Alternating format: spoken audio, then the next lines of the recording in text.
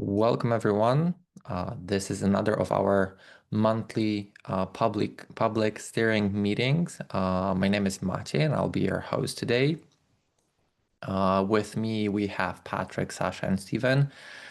So that gives us sufficient quorum to run today's call. We have also plenty of community meetings joining us today. So welcome, everyone.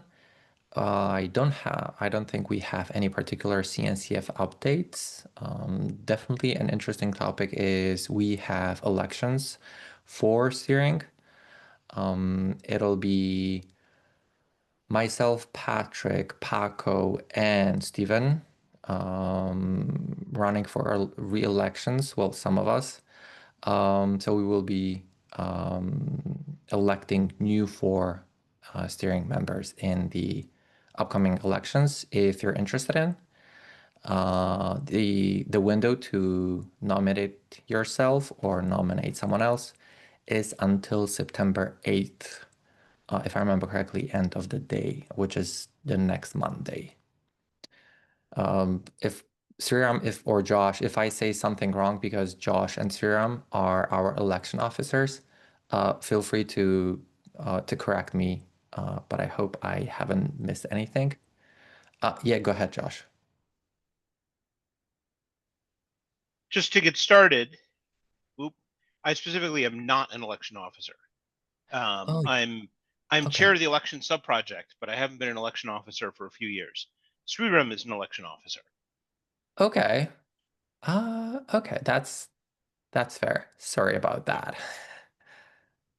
Um, cool. I'll drop the link to the elections so that we have this also in the agenda. But with that, I'm gonna pass to Josh and Sriram to talk about the candidate exposure plan, which is also related with the upcoming steering elections. I don't know, Josh, do you want me to share the doc or you want to share it yourself? Yeah, go ahead and share it. Okay. So one issue that we've noticed with the steering elections for quite some years is that voter ranking is heavily dependent on name recognition. And the problem with that is um, candidates whose contributions to Kubernetes have been in a more specialized area, right? Either they're, say, extremely active in India and Asia, but not so much the rest of the world because of time zones. They've been the core of work in a particular SIG, but they haven't hopped from one SIG to another or whatever, have tended to do poorly in the elections. And for that matter, we've had some diversity challenges in that, for example, we haven't had a non-male member of steering for a couple of steering committees now. So one thing we'd like to do this steering election is to try to get some extra exposure for the candidates to our whole community, to give a chance for candidates to say what they're hoping to accomplish for steering, why they're running for steering, etc., so that people who are, are voting contributors can kind of get to know candidates who they haven't worked with. This is something that various teams of election officers have wanted to do, but the election officers are always too overwhelmed to actually make it happen. So instead, we're doing it through the election subproject and the contributor communication subproject. So this plan is from myself and Arpit of contributor communications. And the basic idea is to just do some video interviews of the candidates, the transcripts of which would be released on the contributor blog in order to give the candidates extra exposure. But since this does concern the steering elections, the steering committee needs to approve this plan.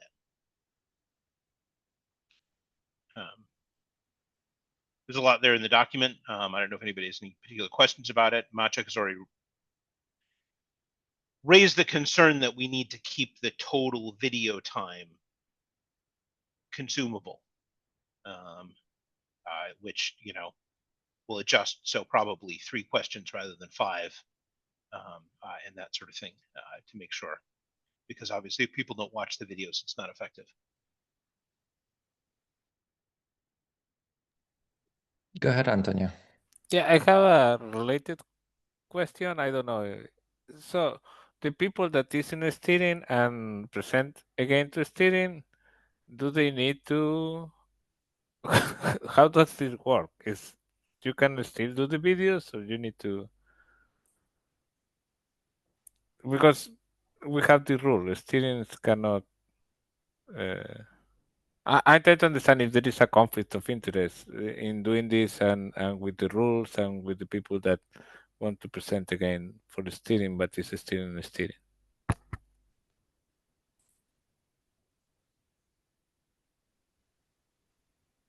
I think the rule is just that steering members can't vouch for others, but they still need to present themselves as candidates. And I think this video interview falls into that second category. So I don't see a conflict. Somewhere in the document further up, there was a comment about the questions that people get asked, and it says that current steering members will get a different question. So yeah, I think it's expected that steering members who are to be re-elected also can do this interview.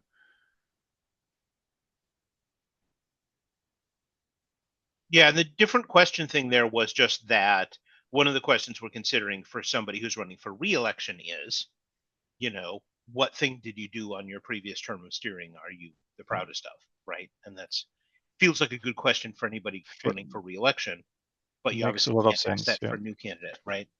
So we'd have to have a different question for new candidates.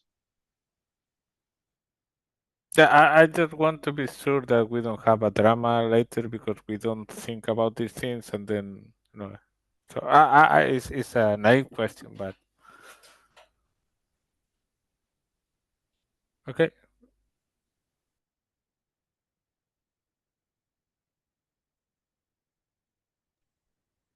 Does anyone else have any questions or suggestions for how we can improve? My biggest concern, as already Josh pointed out, is the length. Given that all the candidates are already expected to put together a bio. In the bio, whether people read the bios is one thing. And when we will put something like the videos, will that improve the situation if people will not be watching those things? I wonder if there's one other thing. The goal that you have, Josh, is to combine the videos into a single clip. I wonder that in the bio section in the electo during when you're actually reviewing the bios and whatnot, we could either do a split the main video into the answer of the particular person just so that it's easier, like if someone prefers to read the bio and watch the video or watch the video instead of reading the bio, that they are both in the single place. Because if the video will be posted somewhere else, there's a high possibility that people will not pay attention to it. Or at least like linking to the sections of the video that this particular candidate is answering the question. Yeah, actually, that makes sense. We had actually, depending on the number of candidates, right? But if it was like the last election, we had actually planned to have, like, say, 3 videos, each one with 2 to 3 candidates, rather than have it all be one video. But that's actually under concerns and mitigations because Yeah. we brought up the concern that whether or not the order of releasing those would affect how watched they are. Order is one thing, the length would be the other thing, because I Right. looked past 5 elections and roughly the average was somewhere below 10, like 9.8 was the number that I got. Yeah. Which gives But us, the length being the problem. yeah. But adding a link from their bio to the video once it's posted seems like a great idea. So let's actually put that in the plan somewhere. Yeah, because I mean, if Yeah. you want to read the bio, that's cool. Here's the bio, because we always provide that inside of the Electo. If someone prefers to watch the video and just get the answer to a question that is not part of the bio template, that's fair. Or if someone prefers to listen to audio rather than underread, that's totally fair. So having both in a single place will hopefully help people to make their vote better.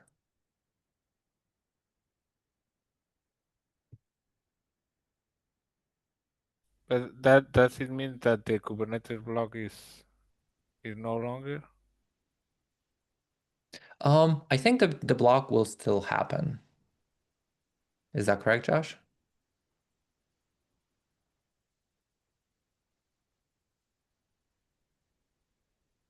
My main concern is that we end in a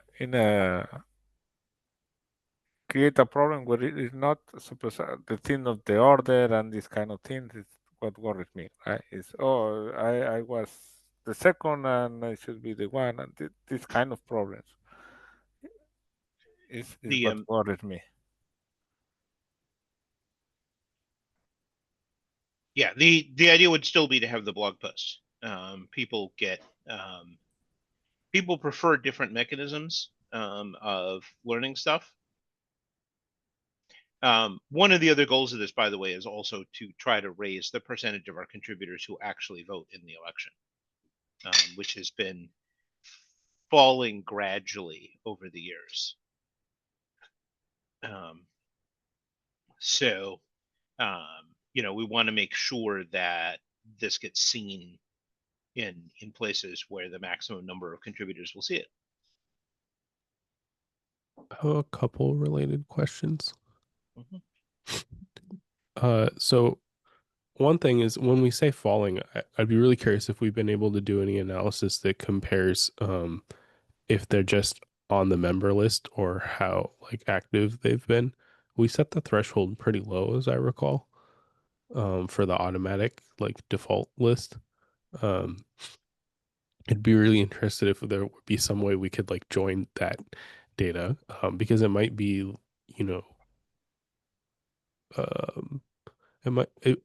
if our very active contributors are not participating, then that's probably a bigger problem than someone who like barely met the minimum and didn't feel the need to engage. If we have the latter, then like, I mean, that might not be great as well, but I'd be a lot more concerned about the former. Also, just the beginning of the document says that we prevent excessive campaigning. Where do we state that? The rules that I know about are that we prohibit the sitting steering members, the outgoing steering members, the election officers from doing any campaigning, or electioneering, and we prevent corporate campaigning. We don't want you using your company's position. So you're not allowed to like send an email to your coworkers, or you're not allowed to have like your corporate social media post something. We have some rules about that, but I haven't actually seen any other rules that prevent like new candidates from campaigning in any way. Okay, I need to look that up.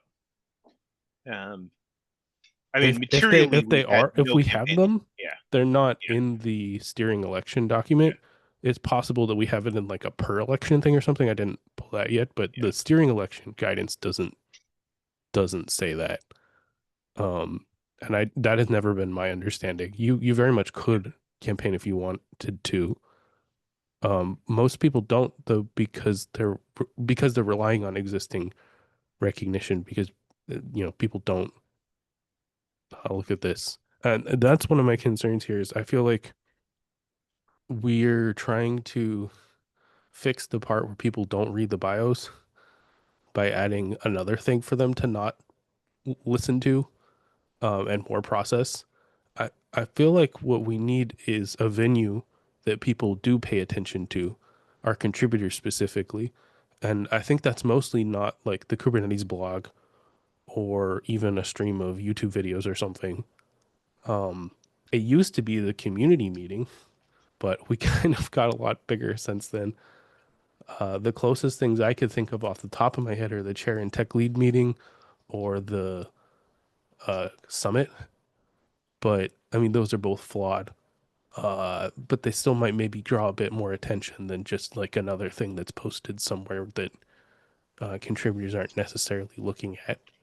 The dev mailing list is probably the other good one that I mean, I know we already contact, but we can, repeatedly raise there.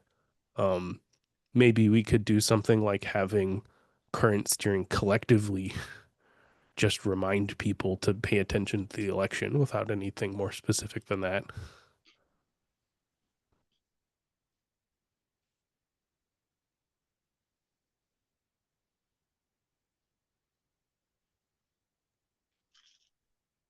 Also, apologies. I'm half out of it and mustering my voice, so just Yeah, want to get I'm those not. out. Yeah, I was hoping you had. I'm not hearing a suggestion of another venue where we could do stuff reasonably. I mean, we could hold something through the chair and tech lead slot or the summit, maybe. I mean, not this time because of the timing, but But for the only. summit. I mean, we could in addition, but only a tiny minority of our contributors are invited to that meeting, and out of those, only a minority show up for it. So I think what we're saying is there's no one perfect way to do this. I think what we are saying as well is that multiple venues are better than the few ones that we have today. So I think from my perspective, I'm open to more places where we showcase candidates, but I don't think we're going to find a perfect solution. Yeah, I don't think that we have one place that everyone looks at. Dev would be the closest, but there's been a lot more noise on that lately, which might be something to discuss as a community. There've been a lot of posts there that aren't really related to the original purpose. Things like highlighting releases from sub projects or that sort of thing. Um, I don't know. Like I said, in the past, the answer to this would have been the community meeting, but the community was a bit smaller then, so it's a little more reasonable to say here's a monthly all contributors event, and that eventually had a similar problem where it started to be more like promoting external projects and that sort of thing, and people quit attending. I don't think we have one venue where you can catch the eyes of all the contributors, but we do have a few things we can do. We can put a banner on the GitHub orgs now since we have a GitHub Enterprise. We can put something, there's a banner on Prow, so anybody that's interacting with CI. We can do the dev mailing list, and we do have the chairs and tech lead meeting does like it's wide-ish when it has better attendance. The summit probably has the best, but it's too late this time, I believe.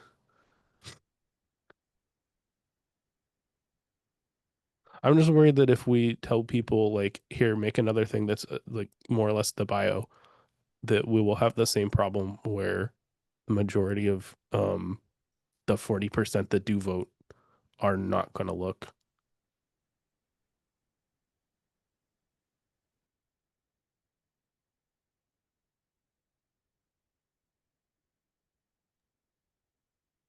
Sriram, you had your hand up. You want to still continue talking or you? Oh yeah, I was going to say the suggestion about having a GitHub banner throughout the duration of the voting period. Yeah, Ben. Sean wrote in the chat section that we could potentially use every official Slack channel. He wasn't sure if it might be a little bit spammy or not. That is one option. I started wondering about the announcement list that we have, which is very low level and currently serves as a way to announce the releases primarily or CVE fixes. But I'm not 100% sure if that would be acceptable because if I remember correctly, announcements is also a list where a lot of just consumers of Cube are signed up to be notified of those. Would it be reasonable to ask SIG leads to remind contributors to cast their votes in the SIG meetings? I think there could be a perception of undue influence there, especially if that message is coming from a SIG lead who is running for steering or folks that are associated. I mean, you can remind them about the elections happening. There's nothing wrong with that, I believe. And we've done that in the past.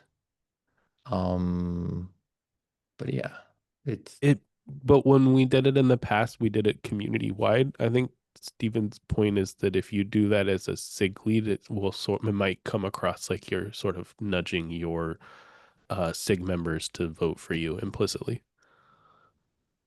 I don't think that one will be nearly as effective. The like SIG meeting usage is all over the place. Some SIGs are a lot more split up into a bunch of sub-project meetings or that sort of thing.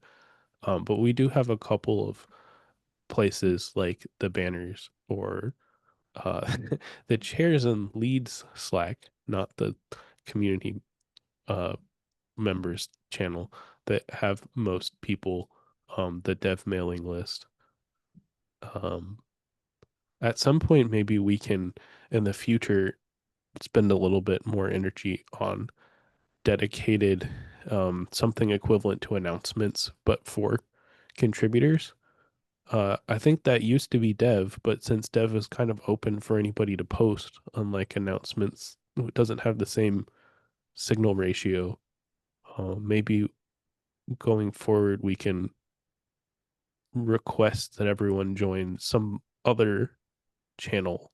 Like dev is currently supposed to be a requirement for becoming an org member to join that list. Maybe we can have people join something we can use for this kind of official announcement that is moderated. Yeah, go ahead, Steven. Hey, just wanted to call out that we are 26 past the meeting start, and we've got another large topic to cover, so I want to make sure that we have time. Yeah, for that as well. I'm aware.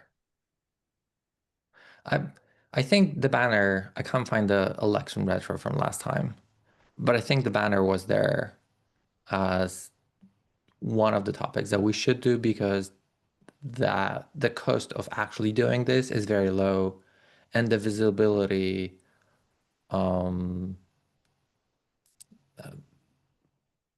be pretty good with that. So that's definitely something that should be brought back and double checked.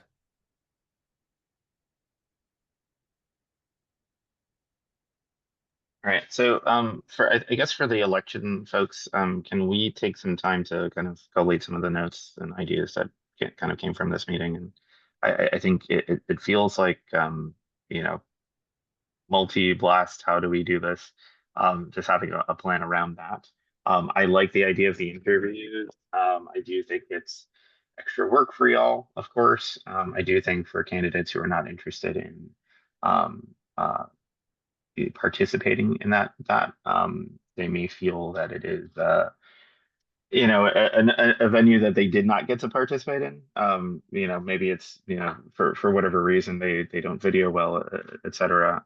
So I think having multiple streams to Josh's earlier point, is the right direction. I just would like to see a revised plan on it now that we've had this discussion. Okay, I mean, do keep in mind we have a calendar.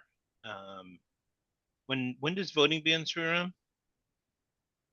Voting is supposed to begin on 10th, so the candidate nominations are due on 8th, which is next Monday. The bios are due 9th, and then the election will begin from 10th, which would be next Wednesday. Yeah. So if we can't get this done within the first week and a half of voting, then we're not doing it at all. So a vote by steering that we have to present a revised plan at, say, the next steering meeting means that we're not doing it this year.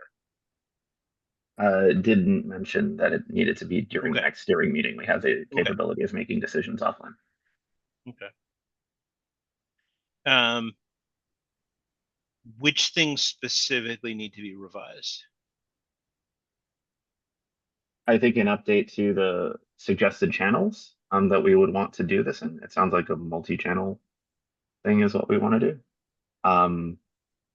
I'm happy to see the video interviews happen, but I don't think it's necessarily for folks.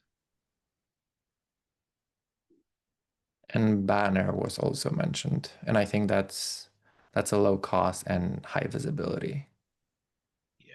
So I would. Well, we were talking about the combine. banner for reminding people to vote, which is different Yes. from the candidate exposure plan.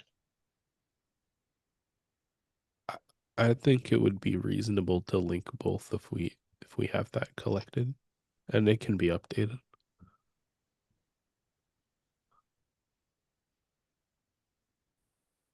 Okay, we're halfway through, and Sriram, I'll leave it for if we have some time at the end of the call. If not, we can talk through Slack. Moving over to the next topic from Kat. Sorry, Mache, real quick. Yeah, I'm go sure ahead. was your comment quick?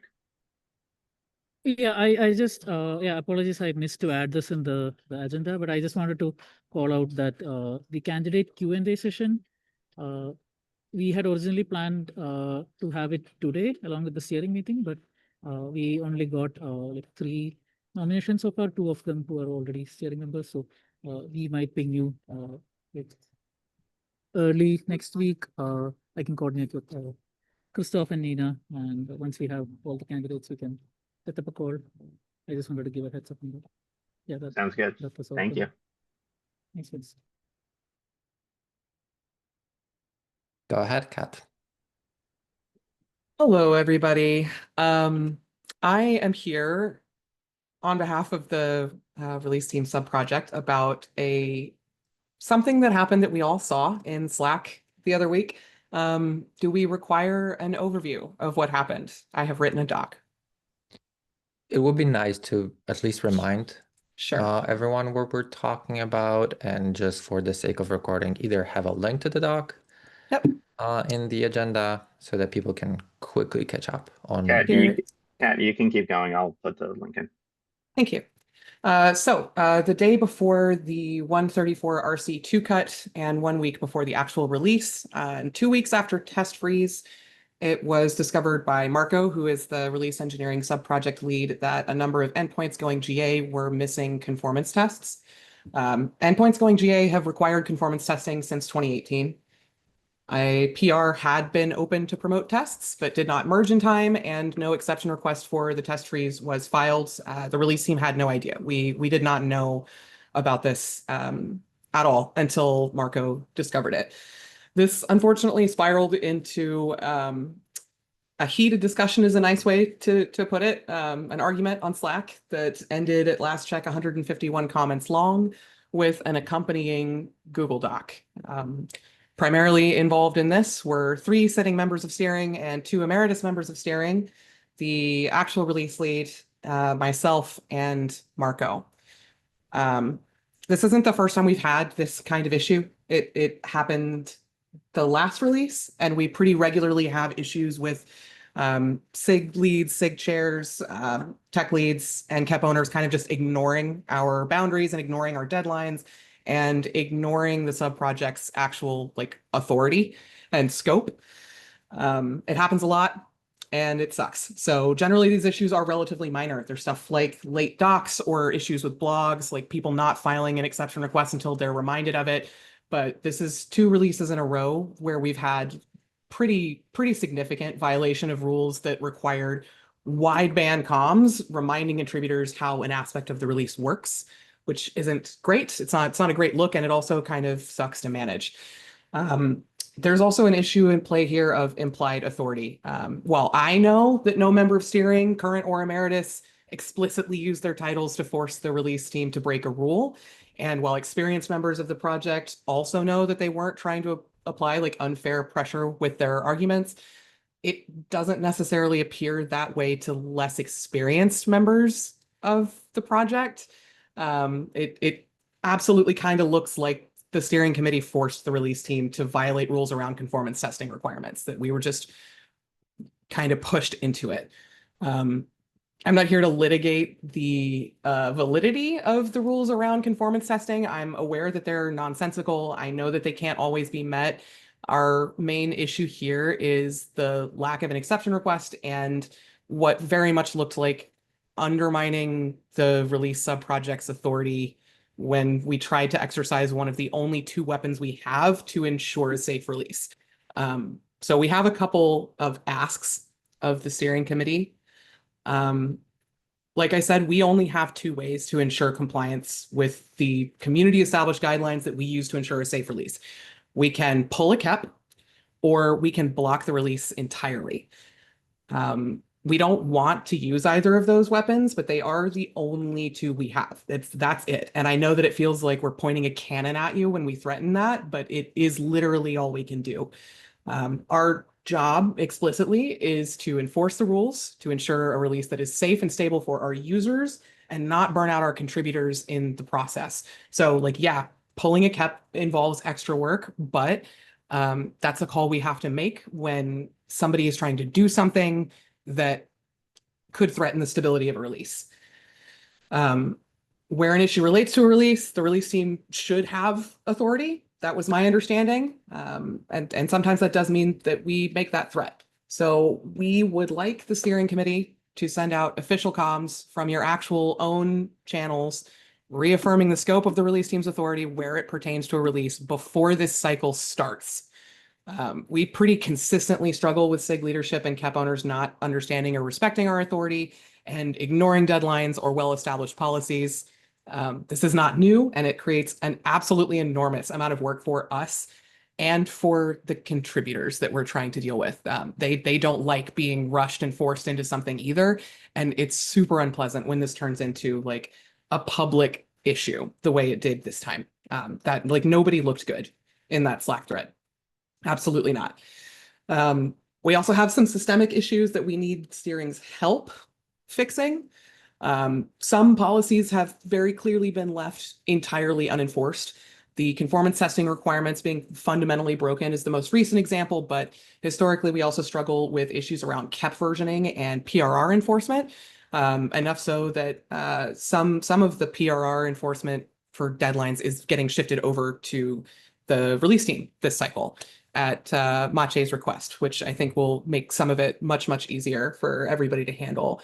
But these policies do need to be updated by the relevant SIG. The fact that conformance testing is required is not actually documented where it should be documented by SIG architecture. It's documented somewhere entirely else, just like hiding, and apparently has been for 7 years. So we need the authority to demand these changes, or these issues will repeat. And while I realize that we should have the authority to demand these changes, history indicates that people don't think that we have the authority to demand these changes. Also, it would be really cool if it was a requirement for steering members to take some kind of PR comms class. Because while I know that you are not arguing in your position as a member of the steering committee, again, people are going to see it that way unless you're really careful about your language. And I worry about the optics of that whole thing. So that's the doc. Questions? Steven's got his hands up. So I've got my hand up because I'm going to try to preempt a place that we can get rat holed. When we talk about pulling a cap, sig release. This is now with my steering hat tilted to the side and my sig release chair hat on. Um, for us to pull an enhancement entirely from a release is arduous. It's something that we have never attempted, and it's something that would likely break various areas of Kubernetes by attempting to do. It's something that we have not attempted to do thus far, and it's something that we're not interested in attempting to do. Pulling a cap means procedurally removing it from a release, not the technical components. For this conversation, let us please not get bogged down by the technical components of this. This is more a people and process conversation than it is a tooling one. Correct. This is not a technical issue. I don't want to have to pull a cap. It's a massive pain. No, I will block the release before I actually pull a cap, but the technical issue is not what we're discussing. So any questions or objections to the release subprojects ask here? I have a question regarding the first one. Sure. Are you implying that the steering would then be repeating everyone before every release, every once a year, every No. a term here? No, I don't think it About needs to be the- regular. Yeah, the SIG release role in the process. No, I think we have I think once for now is fine. We've unfortunately ended up in a situation culturally where many of the rules around the release have been flexible or outright ignored for a very long time when they never actually were flexible or ignorable. And so a pretty large swath of the project and of SIG leadership is very, very comfortable ignoring us when we're not really allowing that anymore.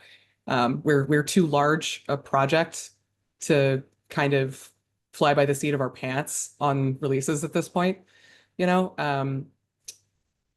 And there is people are a little more comfortable doing that than they should be. So I think one reminder for now is what I'm asking for. I'm not asking for like a before every release thing or an annual thing, unless the problem continues.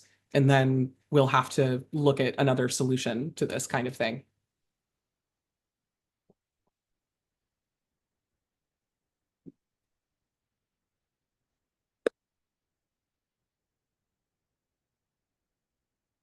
Does anyone else have any questions or comments? Yeah, go ahead, Patrick. Yeah, well, as I've been the one who has been contributing to this whole mess, I probably should start by apologizing. It really wasn't intentional. It really just fell through the cracks, and it was a problem partly because we really didn't have good tooling around conformance testing. We'll fix that, and I think that is your second ask. That if we have those rules, we must have tools to enforce them, and this is happening. DIMS already did some work on automatically checking a GA PR so that this can't happen technically without people noticing. That's a good first step. I did my part by automating the writing of the necessary conformance tests. So it will also be easier to comply with the rules going forward in a GA graduation. All of that solves the technical problem. But you're right, these expectations of participants and contributors, I think that's a valuable thing to call out once. I wouldn't do it regularly, but one communication to the community that clarifies this seems reasonable to me. Okay. Anybody else have questions or objections to any of these asks? No, I also was involved, and I just want to apologize. This is the public meeting, so I really want to thank everybody for the feedback, and I think that's good feedback and good suggestions. I would like to call out, so again, I think, given the charter of steering and what we're responsible for, in the conversations that we've had leading up to this meeting, I think part of it is we have work that needs to be done within the respective governance groups of the community, right? And steering should be encouraging that work. I want to make sure that, like, yes, I agree that this is something that I do believe should happen now. Let's make sure that we are continuing to encourage groups and supporting groups in their work, whether directly as a complete body or individually as steering liaisons for the respective groups. I don't want us to get into a pattern of consistently sending out these types of messages, right? Because it almost suggests that the group is not capable of enforcing the rules that they have, or enforcing their scope. So yes, I agree that it's something that should happen now and before the next release kicks off. I think these are process fixes. I think some of them are reminders to personnel in terms of how we present to the community as seated members of a steering committee. And I do think the training opportunity would be a good thing to investigate.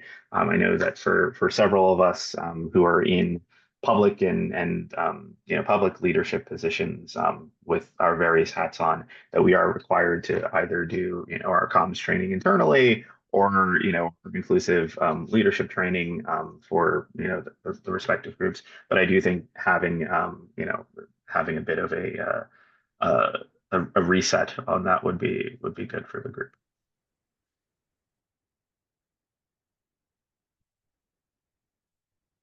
Who's taking action items then?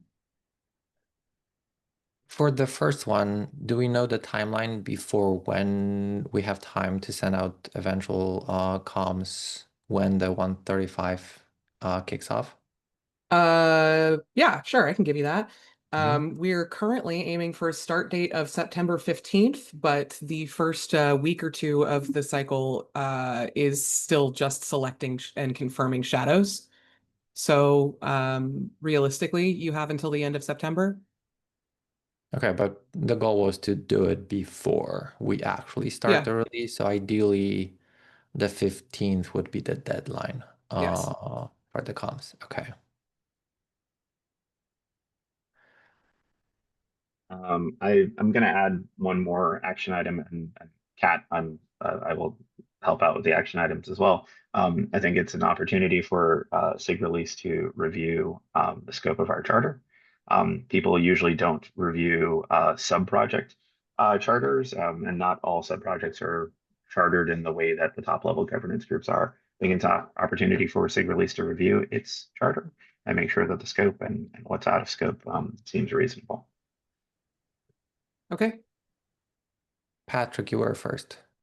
Yeah, I was wondering who would take point on writing out or defining that communication. Should it come from SIG release to clarify their own view, and then steering confirms that by sending it out, or should steering try to come up with some wording? I'm just trying to figure out who's actually going to write something. Yeah, I think we've got people who kind of like fall into multiple buckets. So I think it's maybe reasonable that one of the steering members who is a member of both SIG release leadership and steering send it out. If that sounds amenable to folks. So Stephen or Sasha? I'm happy to sign up for it. Okay. Yeah, we'll figure it out among ourselves. Go ahead, Ben? Ben. Sorry, I'm slowly bizarre. I'm still I'm fighting something this morning, but I think one point earlier that I can get back to, Kat mentioned that there were 3 steering members involved. I believe the third one, I woke up to a 150 message thread, a bunch of pings. I I don't know. I don't like how that went. I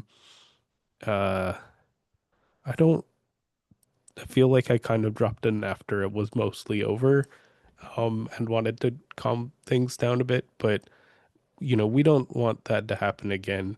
And I think, besides ourselves individually, I think steering has together discussed this, and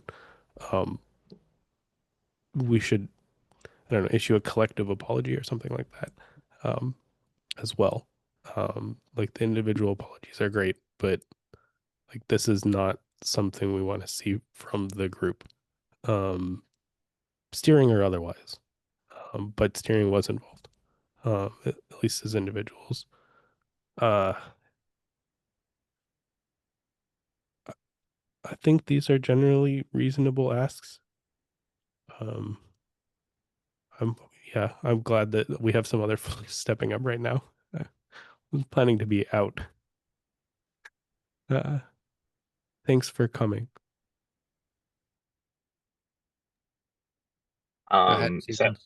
yeah, so I mentioned this so we had thankfully I think we had a private steering meeting in the schedule heading in the same week that this went down.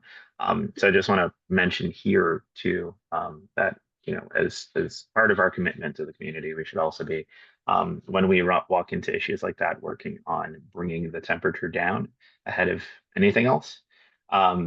I think figuring out what is correct, I think, is a matter of interpretation, depending on the situation.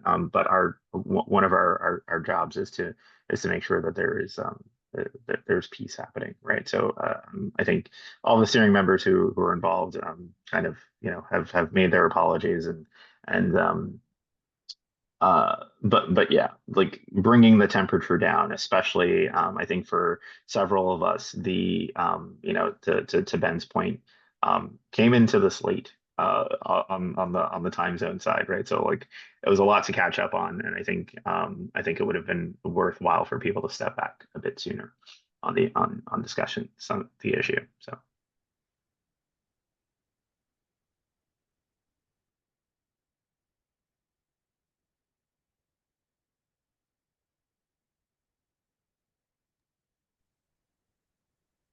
Okay, so steering will discuss both of the asks, and we will make sure to forward appropriate information to the SIG release so that they are aware of the future changes, whatever they will be and whenever they will be. And I guess without any further question, that can close this particular topic. Unless someone wants to have any last minute comments.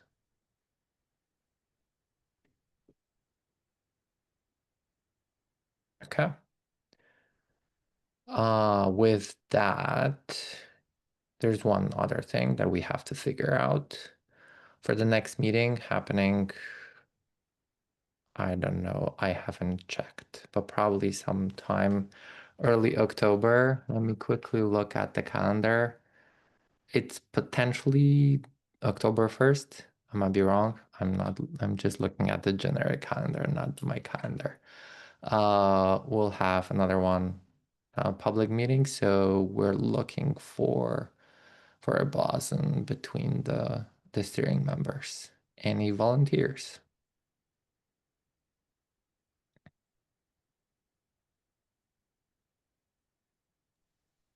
I think I can take that one. Okie doke. Patrick will be the next one. Cool. With that, I believe we can call it a day. Thank you very much, everyone, for fruitful discussion, and hope to see you on one of our other calls. Enjoy the rest of the day. Take care. Later, everyone. Bye. Feel better, Ben. Thanks.